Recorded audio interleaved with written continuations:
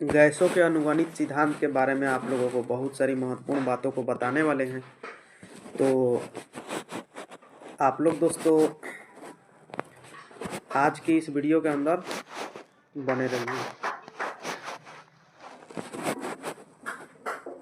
तो चलिए हम लोग आज के इस वीडियो को स्टार्ट करते हैं और आप लोगों को दोस्तों गैसों के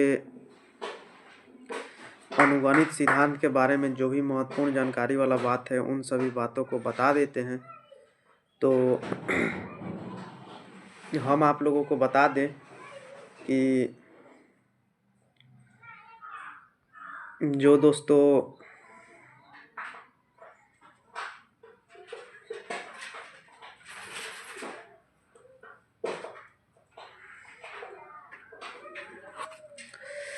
हमने अनेक नियमों का अध्ययन किया जो वैज्ञानिकों द्वारा प्रायोगिक तथ्यों पर संक्षिप्त कथन था। इन वैज्ञानिकों के विधियों के बारे में हम आप लोगों को दोस्तों और सारी बातों को बताएंगे जो आप लोगों को दोस्तों काफ़ी ज़्यादा पसंद आने वाला है।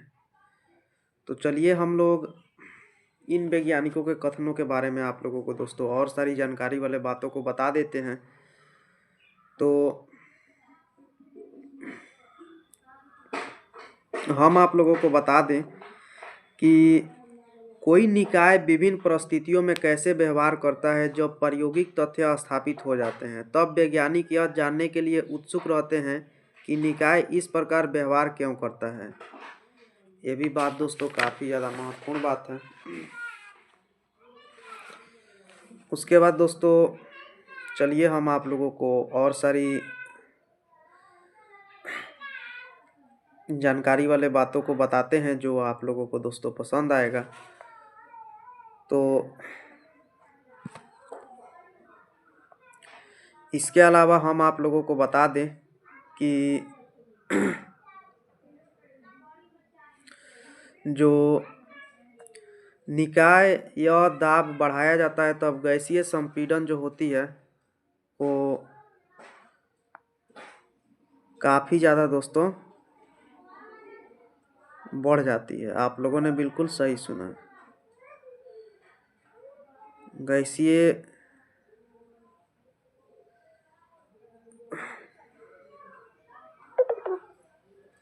संपीड़न काफ़ी ज़्यादा बढ़ती है, परंतु हमें यह भी जानना चाहिए कि गैस संपीड्य की जाती है तथा उसके आणविक स्तर पर क्या होता है। इन प्रश्नों के उत्तर के लिए एक सिद्धांत बनाया गया है। चलिए इन प्रश्नों के उत्तर के लिए जो भी सिद्धांत बनाया गया है उन सिद्धांतों के भी बारे में हम आप लोगों को दोस्तों कुछ जानकारी बता देते हैं जो आप लोगों के लिए जानना काफ़ी ज़्यादा महत्वपूर्ण है दोस्तों। तो हम आप लोगों को बता दें कि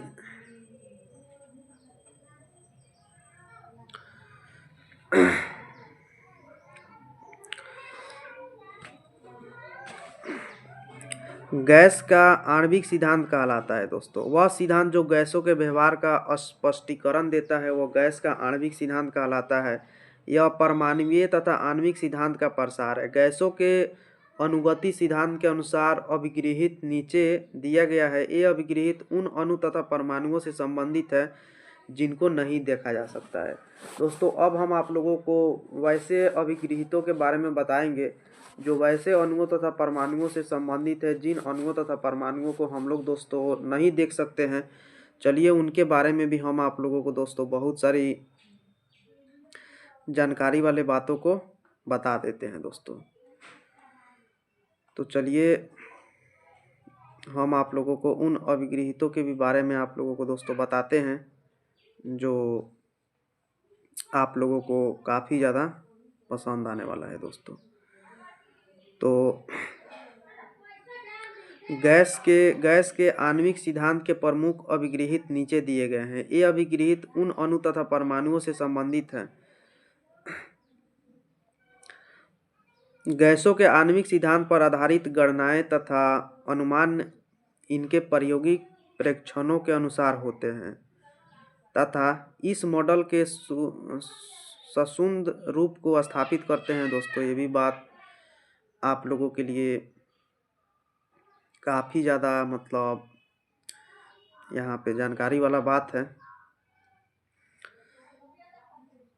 उसके बाद दोस्तों चलिए हम आप लोगों को इसके अलावा और सारी जानकारी वाले बातों को बता देते हैं जो आप लोगों को दोस्तों मतलब काफ़ी ज़्यादा पसंद आएगा। आप लोग बहुत ही ज़्यादा पसंद करेंगे। तो गैस जो होता है, गैस दोस्तों अधिक संख्या में समरूप कणों से मिलकर बनी होती है। ये कण इतने छोटे छोटे तथा इतने दूर दूर होते हैं कि गैस अणुओं का कुल आयतन उनके मध्य के रिक्त स्थान की तुलना में नगण्य होता है दोस्तों। ये सब जो बातें मैंने बताया, ये सब बातें दोस्तों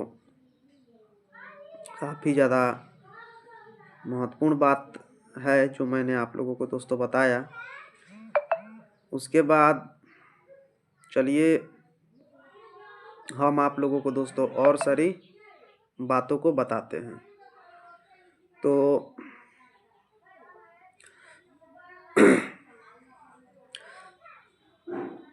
सामान्य ताप एवं दाब पर गैस कणों के मध्य कोई आकर्षण बल नहीं होता है। इस अभिगृहित का आधार यह है कि गैस प्रसारित होकर उनके लिए उपलब्ध स्थान को पूर्णतः घेर लेती है तथा सामान्य ताप एवं दाब पर द्रवीकृत नहीं होती है दोस्तों। गैस के कण लगातार गति की अवस्था में रहते हैं।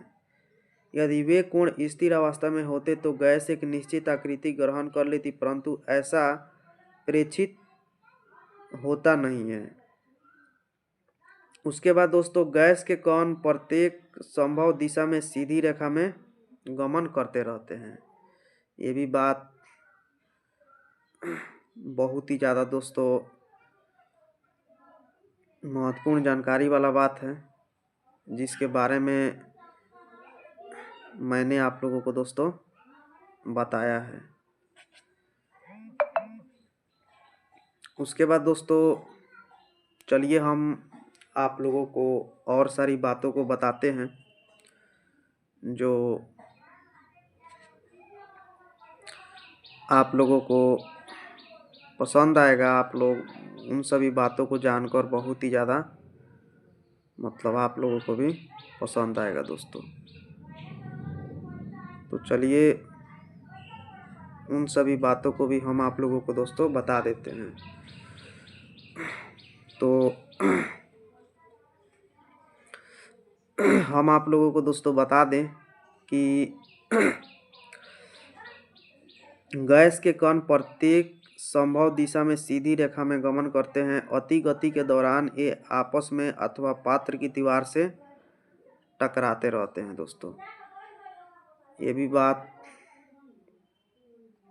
आप लोगों के लिए काफ़ी ज़्यादा यहाँ पे दोस्तों महत्वपूर्ण जानकारी वाला बात यहाँ पे देखने के लिए मिला।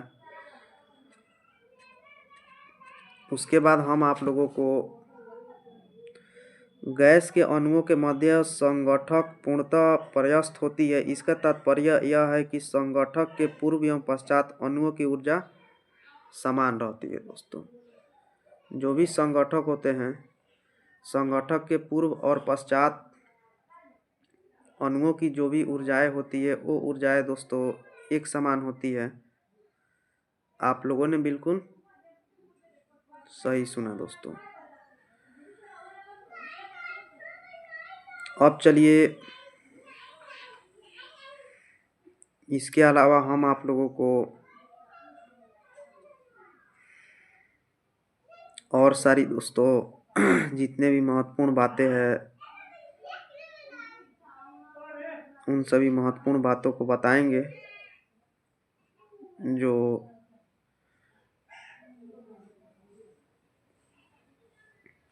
आप लोगों को।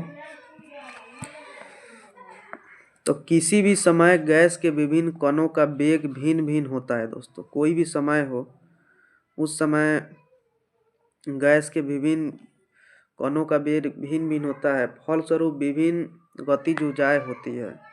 यह तथ्य सही प्रतीत होता है क्योंकि जैसे ही अणु संगठन करते हैं वैसे ही उनके वेगों में परिवर्तन हो जाता है। यदि सभी अणुओं के प्रारंभिक वेग समान हो तो संगठन के उपरांत उनकी एकरूपता समाप्त हो जाती है। परिणामतः उसके वेग भिन्न भिन्न हो जाते हैं। यह वेग लगातार परिवर्तित होता रहता है। इसके बावजूद निश्चित ताप पर वेगों का वितरण समान बना रहता है। यदि एक अणु में भिन्न वेग होते हैं तो उसकी भिन्न गतिज ऊर्जाएं होगी। ऐसी परिस्थिति में हम केवल औसत गति ऊर्जा के बारे में बात कर सकते हैं दोस्तों। जो औसत गतिज ऊर्जा होता है उसके बारे में हम आप लोगों को अब बताएंगे कि औसत गतिज ऊर्जा क्या होता है दोस्तों। तो आणविक सिद्धांत में ऐसा माना गया है कि गैस के अणुओं की औसत गतिज ऊर्जा उसके परम ताप के समानुपाती होता है। ऐसा देखा गया है कि ताप बढ़ने पर गैस का प्रसार होता है एवं ताप स्थिर रखा जाए तो दाब बढ़ता है। गैस को गर्म किए जाने पर कणों की गतिज ऊर्जा बढ़ जाती है, जिससे ये पात्र की दीवार अधिक तेजी से प्रहार करते हैं। फलतः अधिक दाब उत्पन्न होता है। गैसों का आणविक सिद्धांत सैद्धांतिक रूप से दाब आयतन के मध्य संबंध तथा गैसों के नियम को प्रतिपादन करता है दोस्तों। ये भी बात काफ़ी ज़्यादा दोस्तों जानकारी वाला बात है, जिसके बारे में मैंने आपको बताया। उसके बाद हम लोग दोस्तों बात करेंगे आदर्श व्यवहार से विचलन के बारे में। आदर्श व्यवहार से विचलन के बारे में जो भी महत्वपूर्ण जानकारी वाला बात है, उन सभी बातों को दोस्तों हम बताएंगे। तो चलिए हम लोग आदर्श व्यवहार से विचलन के बारे में आप लोगों को बता देते हैं। तो गैसों का सैद्धांतिक प्रतिरूप प्रायोगिक अवलोकनों के संगत है। कठिनाई पर उत्पन्न होती है जब हम यह जानने का प्रयास करते हैं। इस तथ्य का पता लगाने के लिए गैसों के पीवी को पी के विरुद्ध आरेख खींचते हैं। बॉयल के अनुसार स्थिर ताप पर पीवी स्थिर होना चाहिए दोस्तों। उसके बाद यह आसानी से देखा जा सकता है कि स्थिर ताप पर वास्तविक गैस के लिए पीवी तथा पी के मध्य आरेख में सीधी रेखा प्राप्त नहीं होती है। इसमें आदर्श व्यवहार को स्पष्ट विचलन दिखाई देता है तथा दो प्रकार के वक्र दिखाई देता है। इस वक्र में हाइड्रोजन तथा हीलियम के लिए दाब बढ़ाने पर पीवी का मान भी बढ़ जाता है दोस्तों। उसके बाद हम आप लोगों को बता दें, कार्बन मोनोऑक्साइड तथा मीथेन के लिए द्वितीय प्रकार का वक्र मिलता है। इस प्रकार के वक्र में प्रारंभ आदर्श व्यवहार से ऋणात्मक विचलन मिलता है दोस्तों। इस प्रकार के वक्र में दोस्तों दाब बढ़ाने पर पीवी का मान कम होकर न्यूनतम पार करने लगता है तथा धनात्मक जो विचलन होता है, धनात्मक विचलन के भी बारे में दोस्तों मैंने आप लोगों को बहुत सारी जानकारियाँ दिया, जिसके बारे में आप लोगों को दोस्तों जानना काफ़ी ज़्यादा महत्वपूर्ण बात है दोस्तों।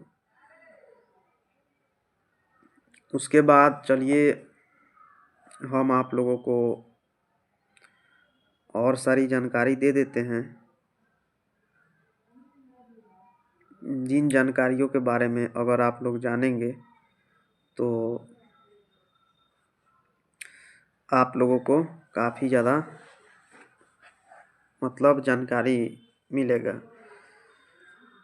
तो ऐसा देखा गया है कि वास्तविक गैसें सभी परिस्थिति में बॉयस-चार्ल्स तथा अवोगाद्रो के नियम का पूर्ण पालन नहीं करती है। अब दो प्रश्न उभरते हैं, गैस आधार से विचलन आदर्श व्यवहार से विचलन क्यों होता है दोस्तों। जो गैस होता है, गैस आदर्श विलयन से विचलन क्यों होता है, इसका भी जो प्रश्न है वो निकल कर आता है। और वे कौन सी परिस्थितियां हैं जो गैस को आदर्शवान से विचलित करती है। यदि हम गैसों के अनुगति सिद्धांत की अवधारणा पर पुनः विचार करेंगे तो हमें इन प्रश्नों का उत्तर मिल जाएगा। हम पाते हैं कि अनुगति सिद्धांत की 2 परिकल्पनाएं सही नहीं हैं। वे हैं, गैस के अणुओं के मध्य कोई आकर्षण बल नहीं होता है। गैस के अणुओं का आयतन गैस द्वारा घेरे गए आयतन की तुलना में बहुत कम होता है दोस्तों। उसके बाद अभिधारणा केवल तब सही है जब गैस कभी भी द्रवीकृत न हो, लेकिन हम जानते हैं कि ठंडी करने पर तथा संपीड़ित करने पर गैस को द्रवीकृत किया जा सकता है तथा द्रव के अणुओं को संपीड़ित करना कठिन होता है दोस्तों। अर्थात प्रतिकर्षण बल इतने प्रभावी होते हैं कि सूक्ष्म आयतन के अणुओं के अपमदन का विरोध करते हैं दोस्तों। ये भी बात जो मैंने बताया, ये सब बात भी दोस्तों काफ़ी ज़्यादा जानकारी वाला और महत्वपूर्ण बात है दोस्तों। उसके बाद चलिए हम आप लोगों को और सारी बातों को बताते हैं। तो दाब आयतन आरेख में वास्तविक गैस के प्रायोगिक आंकड़े तथा बॉयल के नियम पर आधारित सैद्धांतिक परिकल्पना एक दूसरे के संपाती होनी चाहिए। वास्तविक गैस आदर्श व्यवहार से विचलित इसलिए दर्शाती है क्योंकि अणु आपस में अन्योन्य क्रिया करते हैं दोस्तों। ये भी बात आप लोगों को महत्वपूर्ण बात बताया गया। बल अणुओं के पास पास लाने पर मतलब प्रयास करती है, जो बल होती है वो अणुओं के दोस्तों पास पास लाने का व्यवहार करती है दोस्तों। ये बात भी जो मैंने बताया, ये बात भी दोस्तों काफ़ी ज़्यादा आप लोगों के लिए जानने योग्य बात है और आप लोग इन सभी बातों पर भी ज़्यादा से ज़्यादा मात्रा में दोस्तों ध्यान दीजिए। ये सब बात भी काफ़ी ज़्यादा आप लोगों के लिए दोस्तों जानने योग्य और जानकारी वाला बात है, जिसके बारे में मैंने आप लोगों को दोस्तों बताया। उसके बाद दोस्तों हम आप लोगों को बता दें कि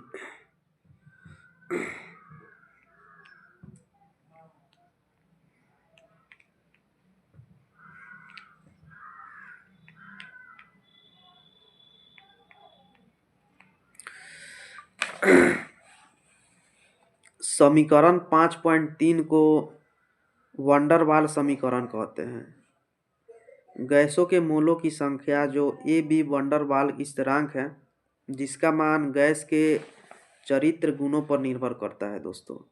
ये भी बात काफ़ी ज़्यादा महत्वपूर्ण है। कम ताप पर भी अंतरा अणु बल सार्थक हो जाते हैं क्योंकि अणु कम ऊर्जा से गमन करते हैं, जिससे ये अणु एक दूसरे से आकर्षण बल से बंधे होते हैं दोस्तों। वास्तविक गैस तब आदर्श व्यवहार प्रदर्शित करता है जब जो अंतरा अणु बल होते हैं दोस्तों, उसके बारे में भी यहाँ पे बहुत सारी, चलिए हम महत्वपूर्ण बातों को बताते हैं। तो